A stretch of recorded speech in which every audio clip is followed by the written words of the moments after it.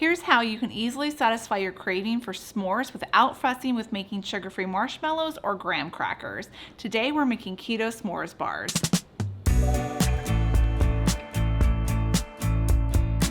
Summertime, I'm all about the s'mores. And I already have a video on how to make easy keto s'mores, and I'll have it linked down below as well as at the end of this video. But that's more of a portion controlled recipe because it only makes a few s'mores, and I wanted something that I could bring camping and feed more people. So making bars is the perfect solution. First, we start by making the graham cracker crust. To a food processor, add 1 1/4 cups of almond flour, 3 tablespoons of coconut flour, 1 tablespoon of sugar-free brown sweetener, a 1/2 teaspoon of baking powder, a 1/2 teaspoon of xanthan gum, and a 1/4 teaspoon of salt.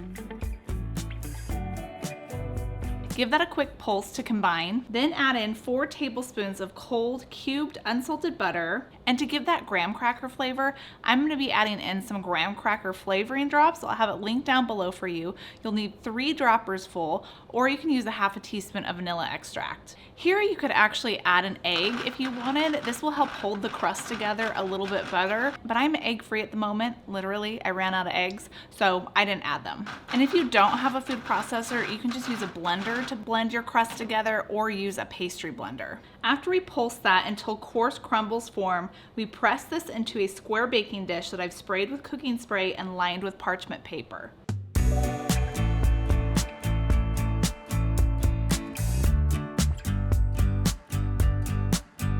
Then we bake this at 350 degrees for around 9 to 12 minutes. And that's about all the effort that you're gonna have to do for this recipe because everything else is easy. For the chocolate, I'm using my favorite sugar-free chocolate by Chalk Zero. It's sugar-free and sugar alcohol-free, and it melts like a dream. And they have a bunch of different flavors. I'm using the dark chocolate chips in this recipe, but you could use milk chocolate, white chocolate, peppermint. They even have peanut butter chips.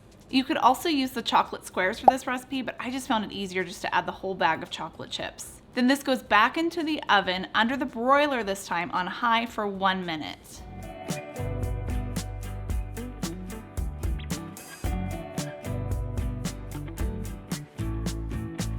Then spread out your chocolate. This is so satisfying.